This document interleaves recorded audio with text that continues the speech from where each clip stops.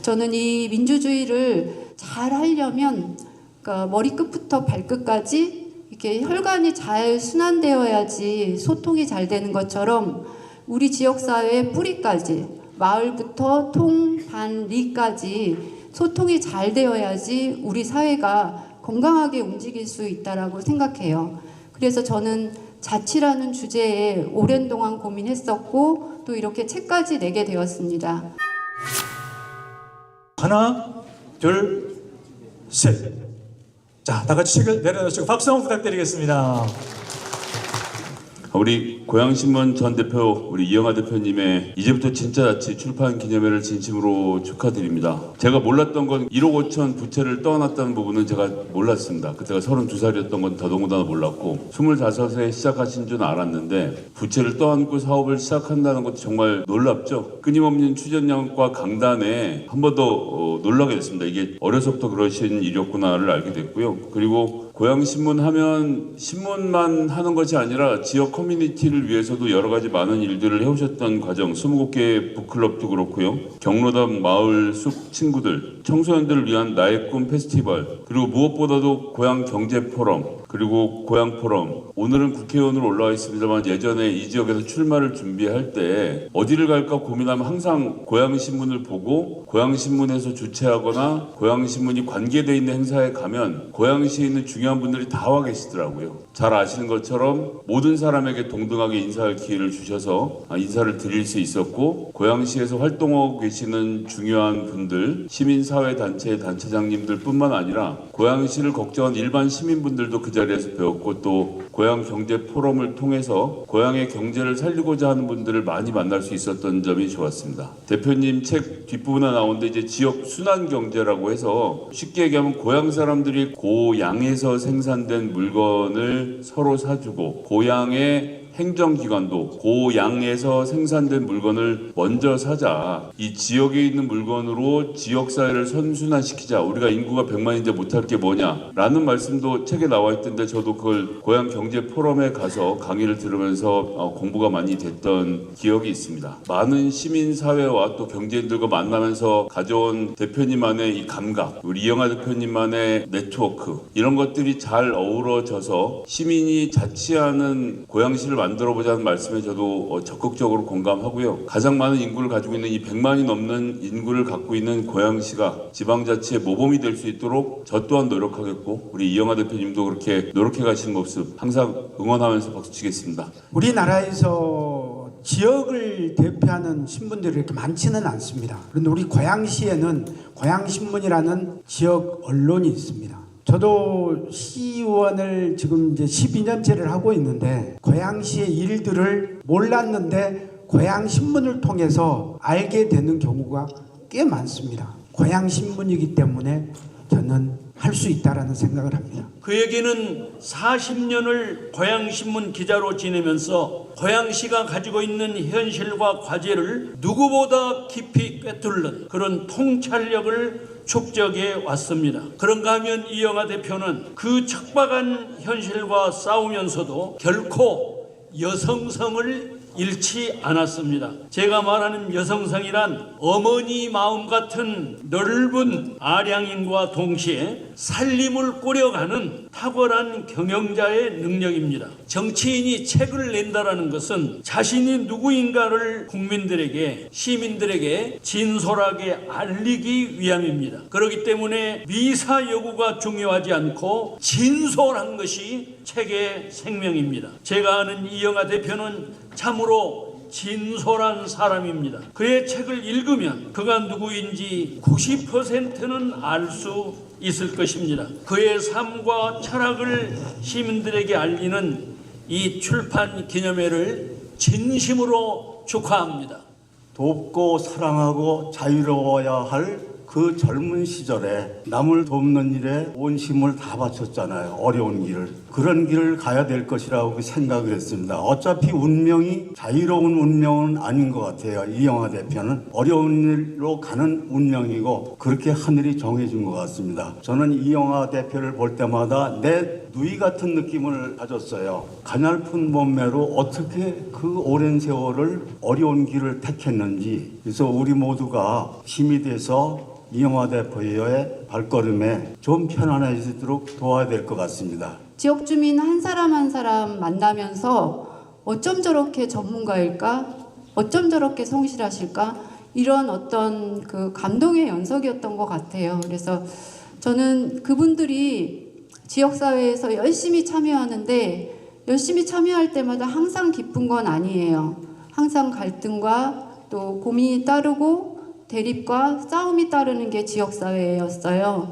그래서 저는 그런 아픔을 볼 때마다 열심히 일하셨는데 갈등의 고리로 들어가고 이런 아픔을 볼 때마다 아, 우리는 왜 이렇게 아플까? 도대체 뭐가 문제일까? 이제 이런 고민들을 정말 많이 했었거든요. 그런데 그런 고민을 하다가 아, 우리들의 다양성이 존중받지 못할 때 우리가 아프구나 이런 생각을 했어요. 그래서 우리들의 다양성이 존중받으려면 우리가 어떻게 해야 될까라는 그 질문 속에서 답은 우리가 대화를 해야 된다. 대화를 하는데 끈질기게 해야 된다.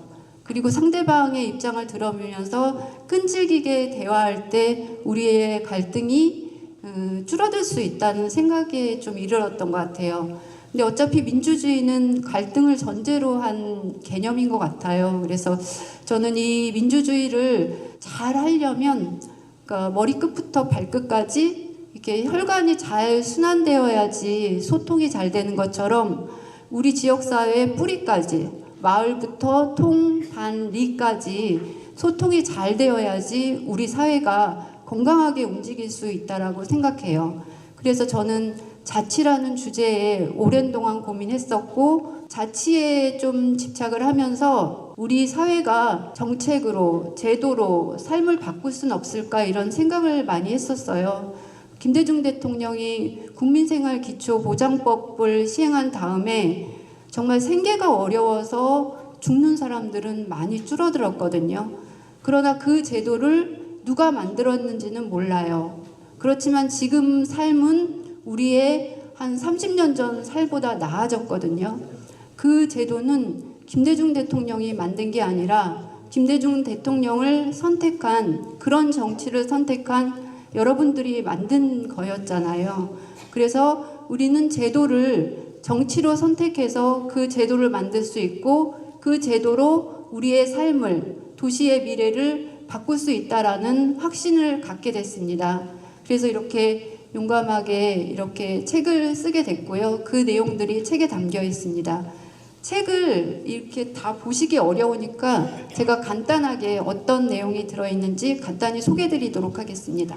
제가 하고 싶은 말은 조금 엉뚱하기도 한데 자연이라는 말이 스스로 그러함이라고 하더라고요. 그리고 자치는 스스로 다스림이라고 합니다. 요게 나무 가지고 요게 사람의 기관지인데 아주 똑같잖아요. 가지 끝까지 물과 양분이 잘 들어가야 건강하듯 자치도 우리의 삶도 이렇게 구석구석 마을도 구석구석 같이 소통해야지 마을이 건강하게 진행될 수 있다라고 생각해요. 그래서 저는 이 사진을 보면서 자, 우리 개인이 할 수 없는 것을 지역사회가 국가가 정책이 해서 우리 개인이 가는 것들을 최대한 올려서 스스로 살 수 있도록 힘을 북돋우는 게 정치다. 그것이 정치인이 할 일이라고 생각했습니다. 자, 나는 신문은 계속 만들 수 있다. 돈이 없어도 신문은 나올 수 있으니까 나에게 신문을 인수시켜 달라라고 또 당돌하게 질문을 던져요. 그래서 그때 당시 그분이 1억 5천의 부채를 안으면 주겠다 이렇게 하는 거예요. 근데 전 그게 너무너무 신났어요. 그렇게 해서 신문을 인수하게 됐고 32살이었고요. 정책으로 도시의 미래, 주민의 삶을 바꿀 수는 없을까? 아마 이게 저의 어쩌면은 인생의 마지막 질문일 것 같아요. 그래서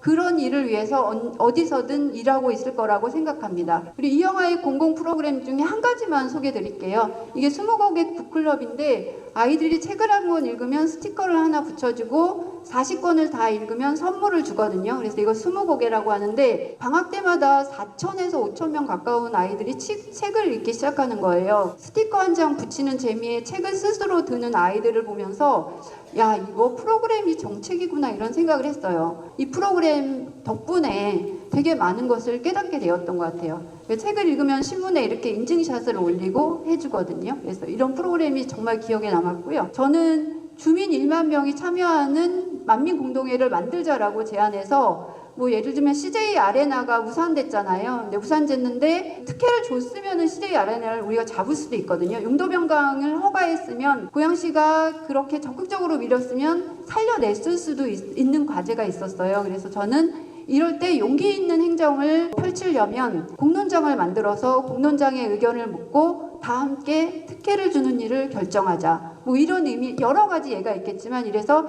시민 1만 명이 참여하는 고양 만민공동회를 만들면 어떠냐 이런 제안을 하고 싶고요. 주민이 동장을 추천해서 마을 일을 결정할 때 주민에 의해서 뽑힌 동장이 마을 일을 결정한다면 주민자치는 새로운 전환점을 만들 수 있다. 생각하고요. 김구와 또 김대중 대통령, 이재명 대통령에 이르는 이런 K문화 강국을 고향에서 시작해보자라는 제안을 하고 있습니다. 싱가포르는 인구가 580만 명인데 그 나라의 걷기 프로그램에 170만 명이 참여하고 있다고 해요.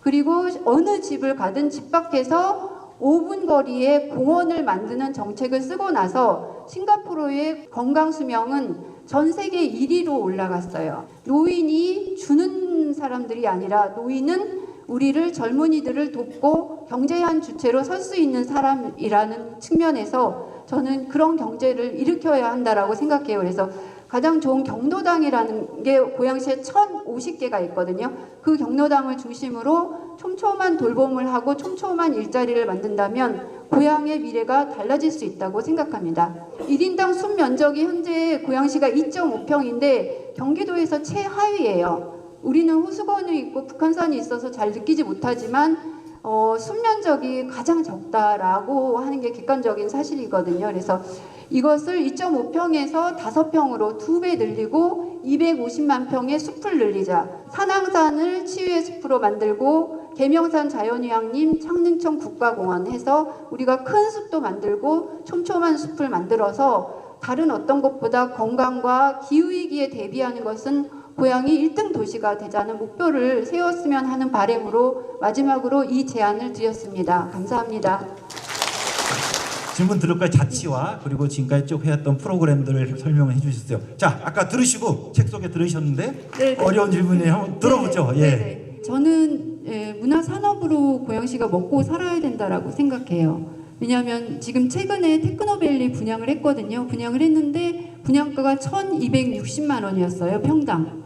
그러니까 이 가격에 들어올 수 있는 기업이 없어서 6필지를 분양했는데 한 기업도 신청을 하지 않았어요.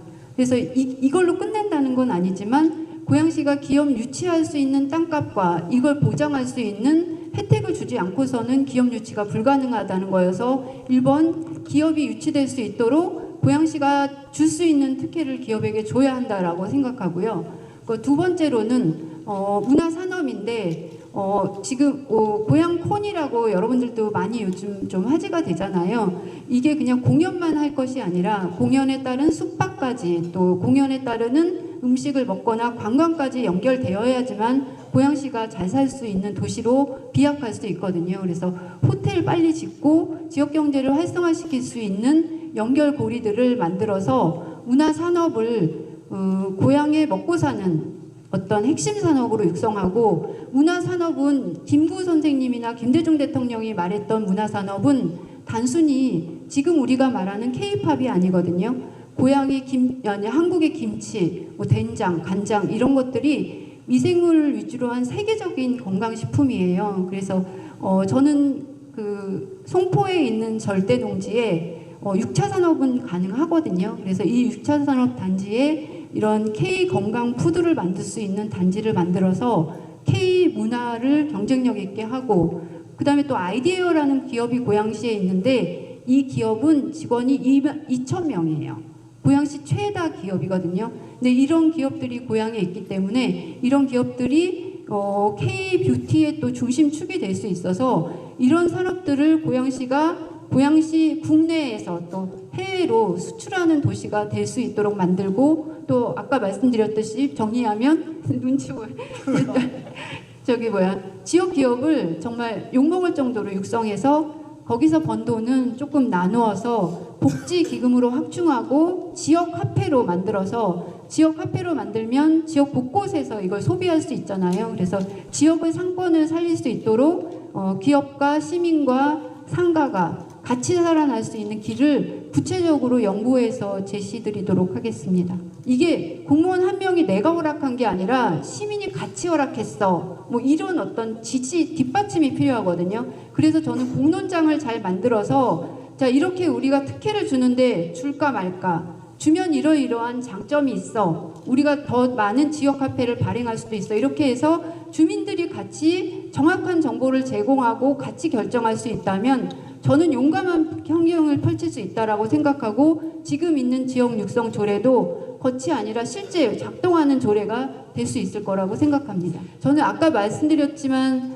싱가포르 사례라든지 그런 사례들을 믿거든요. 그리고 우리의 건강의 수명은 도시 환경이 좌우하고요. 또 하나는 개인적인 환경이 좌우해요. 그러니까 고학력, 경제가 높은 사람들이 더 건강 수명이 높거든요. 그러니까 반대로 말하면 지금 조금 그러니까 어려운 지역에 사는 분들이 훨씬 건강 수명이 낮아요. 근데 저는 아까 모두에도 말씀드렸지만 우리는 너무 다 다른 환경에서 자랐고 그 환경은 우리가 선택할 수 없었잖아요. 그래서 그런 개인적인 환경을 딛고 일어서서 골고루 잘 살 수 있는 도시를 만들어야 하는데 그러려면은 도시의 프로그램이 절실한 것 같아요. 그래서 집 밖에 나가면 바로 녹지를 맞을 수 있어서 걷고 뛰고 운동할 수 있는 환경을 만들고 그리고 아까 말씀드린 경로당 프로그램을 통해서 어르신들의 인지 상태, 치매에 걸릴 수 있는 인지 상태가 눈에 띄게 좋아지는 것을 볼 수가 있거든요.